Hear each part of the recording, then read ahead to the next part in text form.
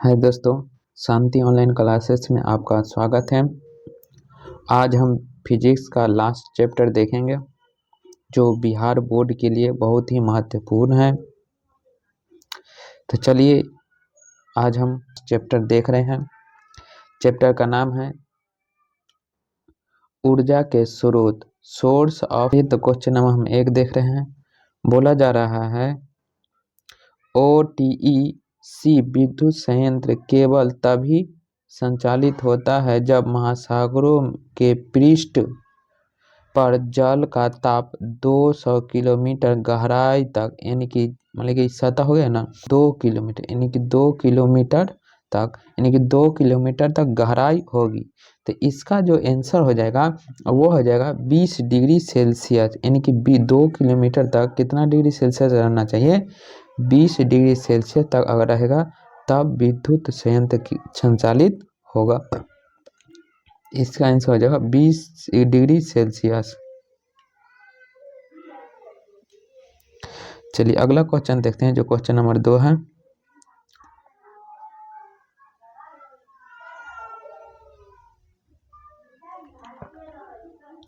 Hydrogen bomb किस पर आधारित है? हाइड्रोजन जो बम है वह किस पर आधारित है? नाभिकीय विखंडन पर या नाभिकीय संलयन पर? तो हम लोग सभी जानते हैं जो हाइड्रोजन बम जो है वह नाभिकीय संलयन पर होता है। हाइड्रोजन बम हो या सूर्य का प्रकाश हो, यह सूर्य में किसी भी प्रकार की क्रिया हो, उस समय क्या होता है? नाभिकीय संलयन होता है। इसका आंसर हो जाएगा नाभिकीय संलयन।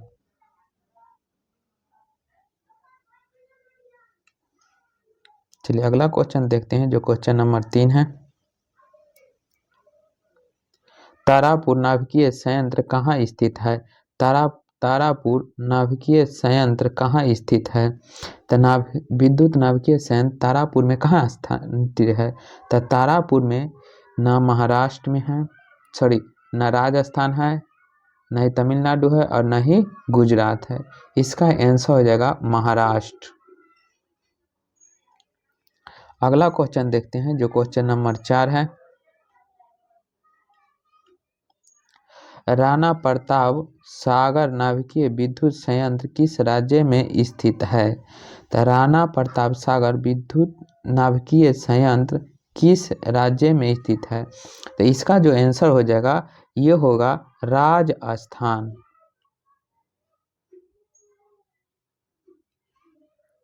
अगला क्वेश्चन देखते हैं जो क्वेश्चन नंबर 5 है।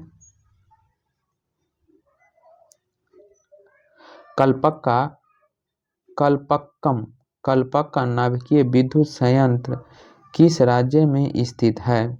कल्पक्कम नाभिकीय विद्युत संयंत्र किस राज्य में स्थित है? तो कल्पक्कम कहाँ पड़ता है? तो तमिलनाडु में पड़ता है, इसीलिए इसका आंसर हो जाएगा तमिलनाडु। चलिए अगला क्वेश्चन देखते हैं जो क्वेश्चन नंबर 6 है।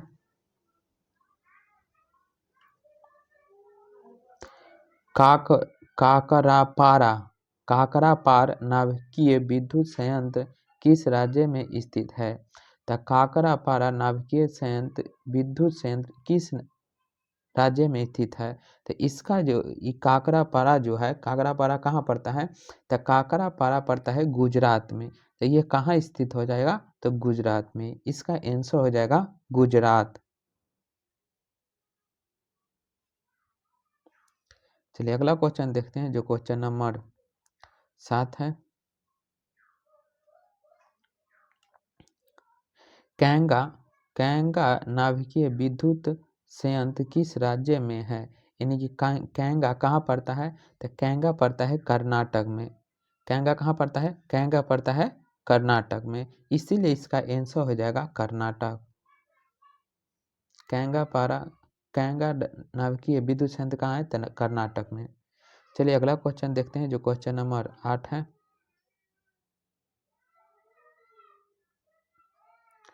पवनों का देश कहा जाता है, यानी कि पवनों मतलब जहाँ हवा बहुत ही तेजी से कम 15 किलोमीटर घंटा प्रति घंटा के स्पीड से ज़्यादा, वह कौन सा देश है? तो वह देश है डेनमार्क। यानी पवनों का देश किस पवनों का देश किस देश को कहा जाता है? तो उसका आंसर हो जाएगा डेनमार्क। अगला क्वेश्चन देखते हैं जो क्वेश्चन नंबर 9 है। पवन विद्युत जनित्र में पवन की चाल कम से कम कितनी होनी चाहिए? यानी कि पवन विद्युत जनित्र में पवन की चाल कम से कम कितनी होनी चाहिए? तो इसका आंसर हो जाएगा पवन विद्युत, जब पवन विद्युत उत्पन्न करना पड़ता है ना, या करना होता है, तो उसमें हमको कम से कम 1 घंटा में 15 किलोमीटर की तेजी से हवा यानी कि पवन चलनी चाहिए। तो इसका आंसर हो जाएगा 15 किलोमीटर प्रति घंटा। चलिए अगला क्वेश्चन देखते हैं जो क्वेश्चन नंबर 10 है। जीवाश्म ईंधन का उदाहरण है। जीवाश्म ईंधन का उदाहरण है, तो देखिए जीवाश्म ईंधन, देखिए कोयला भी एक प्रकार का जीवाश्म ईंधन है, लकड़ी भी जीवाश्म ईंधन है, बायोगैस भी जीवाश्म ईंधन है, इसलिए इसका आंसर हो जाएगा ये सभी। चलिए अगला क्वेश्चन देखते हैं जो क्वेश्चन नंबर 11 है।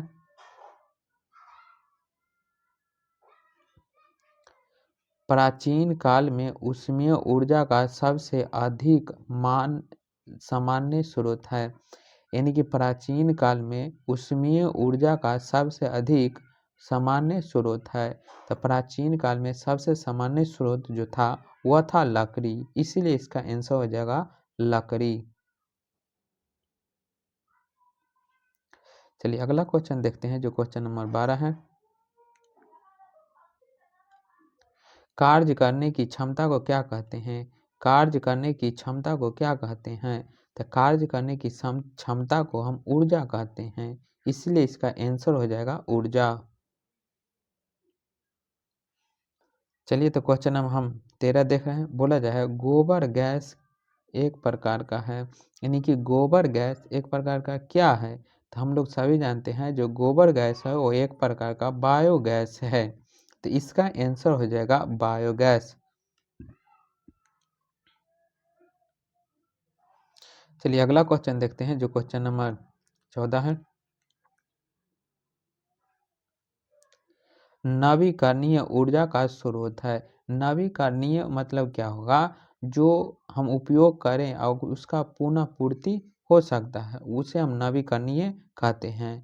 तो इसमें से देखिए नाभिकीय ऊर्जा भी एक न एक दिन खत्म हो जाएगा, कोयला से प्राप्त ऊर्जा भी एक न एक दिन खत्म हो जाएगा, प्राकृतिक गैस भी एक न एक दिन खत्म हो जाएगा, मगर सौर ऊर्जा खत्म नहीं होने वाला है। इसीलिए यहाँ बोला जाए नवीकरणीय ऊर्जा। नवीकरणीय मतलब जिसका खत्म होने की संभावना न हो, उसे हम नवीकरणीय ऊर्जा कहते हैं।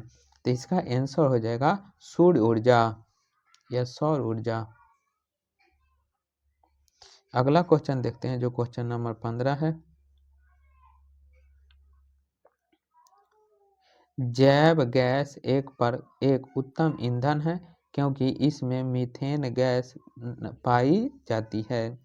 यानी कि जैव गैस एक उत्तम ईंधन है क्योंकि इसमें मीथेन गैस पाई जाती है। तो मीथेन गैस इसमें कितना, जैव ऊर्जा में मीथेन गैस कितना पाई जाती है? तो जैव ऊर्जा में मीथेन गैस 75% पाई जाती है। तो इसका जो आंसर हो जाएगा वो होगा 75%। चलिए तो क्वेश्चन नंबर हम अगला देखते हैं, क्वेश्चन नंबर 16 पर।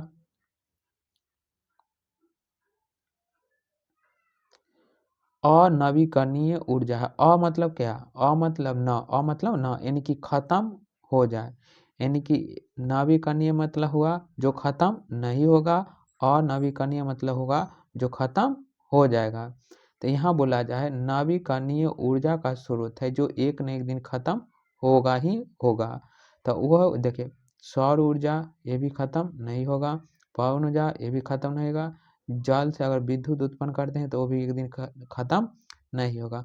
मगर देखिए जीवाश्म ईंधन का हम उपयोग करते हैं तो जीवाश्म ईंधन एक न एक दिन खत्म हो ही जाएगी, इसीलिए इसका आंसर हो जाएगा, जो क्वेश्चन के हिसाब से इसका आंसर हो जाएगा जीवाश्म ईंधन। चलिए अगला क्वेश्चन देखते हैं जो क्वेश्चन नंबर 17 है।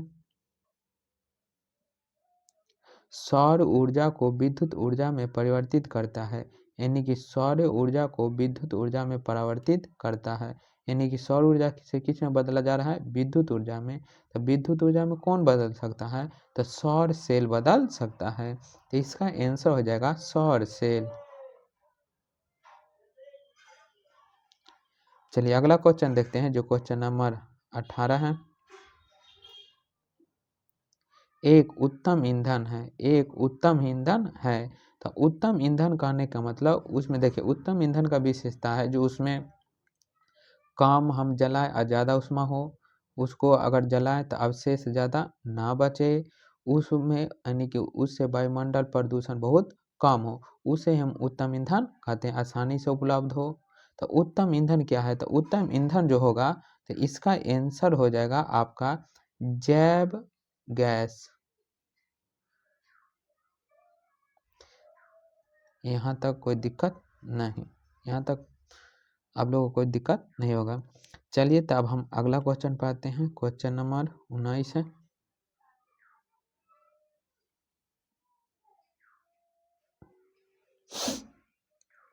बोला जा रहा है नरौरा नाभिकीय विद्युत संयंत्र किस राज्य में है।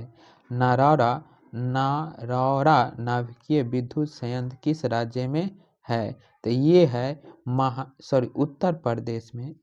ये जो नरौरा है वो कहाँ पड़ता है, उत्तर प्रदेश में। तो इसका आंसर हो जाएगा उत्तर प्रदेश। अगला क्वेश्चन देखते हैं जो क्वेश्चन नंबर 20 है।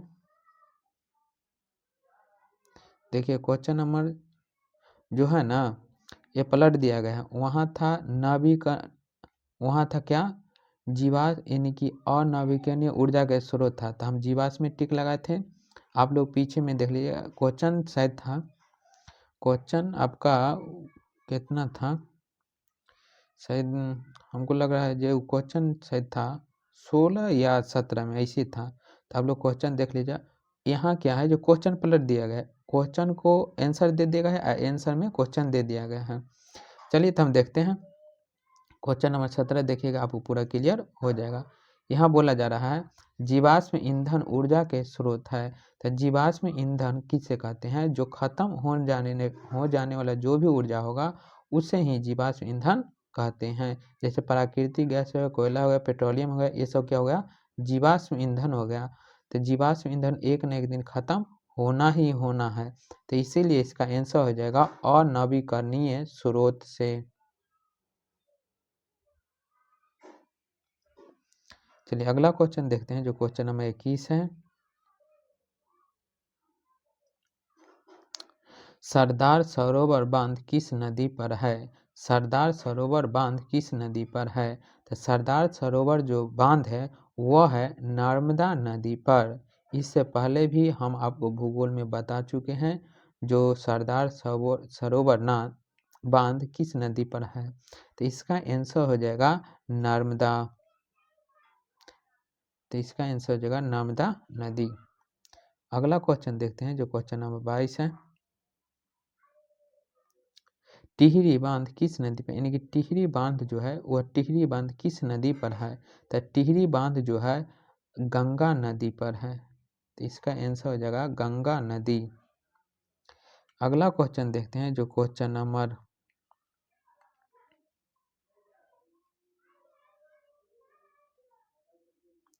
भारत में पवन ऊर्जा द्वारा विद्युत उत्पन्न करने वाले देशों में कौन सा होगा, यहाँ होगा कौन सा स्थान, यानी कि देखिए बोला जाए भारत जो है पवन ऊर्जा में देशों में कैमा स्थान रहता है। तो देशों में जो है वो भारत पवन ऊर्जा में कैमा स्थान पर है, तो 5वां स्थान पर है। कितना स्थान पर है, 5वां स्थान पर है, इसीलिए इसका आंसर हो जाएगा 5वां। चलिए अगला क्वेश्चन देखते हैं जो क्वेश्चन नंबर 24 है। सौर सेल बनाने के लिए किसका प्रयोग किया जाता है, तो सौर सेल बनाने के लिए सौर सेल जो महंगा होता है ना वह सिलिकॉन के कारण होता है, क्योंकि सिलिकॉन महंगा आता है, तो इसीलिए सौर सेल भी महंगा होता है। तो इसका आंसर हो जाएगा जो सिलिकॉन। अगला क्वेश्चन देखते हैं जो क्वेश्चन नंबर 25 है। यहाँ है बांध द्वारा स्थापित टर्मिनल ज्वारीय ऊर्जा को किस ऊर्जा में रूपांतरित करता है। बांध के द्वारा स्थापित टर्मिनल ज्वारीय ऊर्जा को किस रूप में परिवर्तित कर सकता है। तो इसका जो आंसर हो जाएगा वह होगा विद्युत ऊर्जा में। चलिए तो हम क्वेश्चन नंबर 26 देख रहे हैं। बोला जा रहा है निम्न में से कौन सा बायोगैस ईंधन है, यानी कि बायोगैस ईंधन कौन है।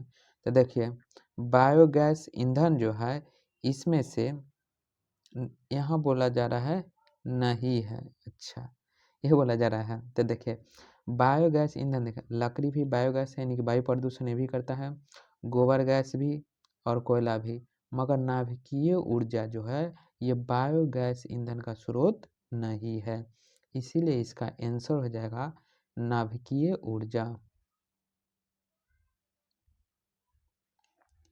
चलिए अगला क्वेश्चन देखते हैं जो क्वेश्चन नंबर 27 है। ग्लोबल वार्मिंग के लिए उत्तरदायी है, यानी कि वायुमंडलीय प्रदूषण के लिए सबसे ज़्यादा यानी कि वायुमंडल को जो तापमान जो बढ़ा देता है ना उसके लिए कौन सबसे ज़्यादा उत्तरदायी है। तो उसके लिए जो सबसे ज़्यादा उत्तरदायी है वो है CO2। तो इसीलिए इसका आंसर हो जाएगा CO2। अगला क्वेश्चन देखते हैं जो क्वेश्चन नंबर 28 है। सूर्य तथा अन्य तारों यानी कि सूर्य तथा अन्य तारों की विशाल ऊर्जा विशाल ऊर्जा से प्राप्त स्रोत है, यानी कि सूर्य तथा अन्य तारों से विशाल ऊर्जा, यहाँ बोला जा रहा है विशाल ऊर्जा। तो विशाल ऊर्जा दो ही चीज में आता है, खैर नाभिकीय विखंडन में हो और नहीं तो नाभिकीय संलयन में हो।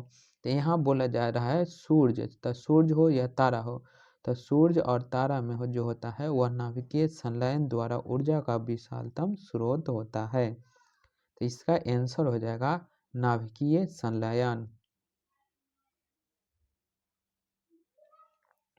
चलिए अगला क्वेश्चन देखते हैं जो क्वेश्चन नंबर 29 है।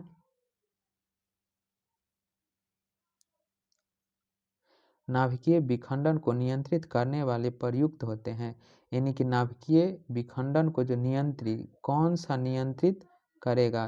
तो नाभिकीय विखंडन को जो नियंत्रित करने वाला छड़ लगाया जाता है वह छड़ होता है कैडमियम का।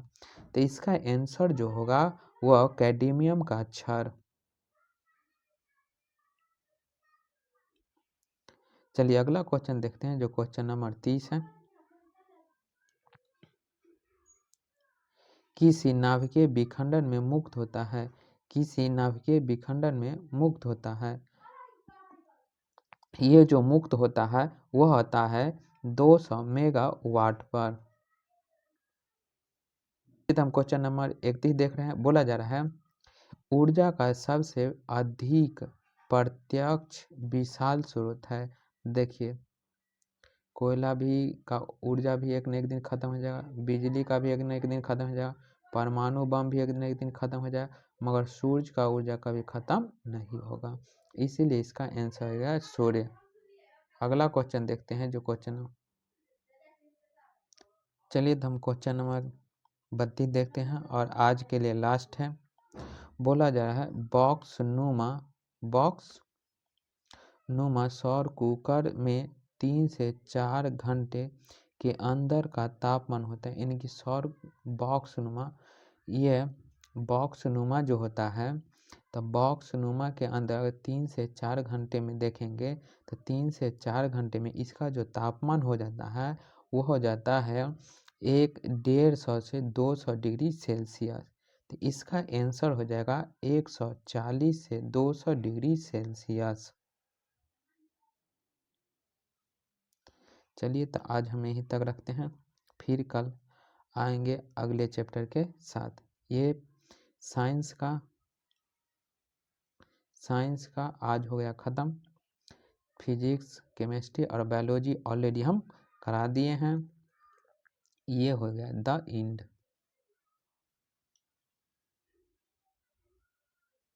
कोई दिक्कत नहीं।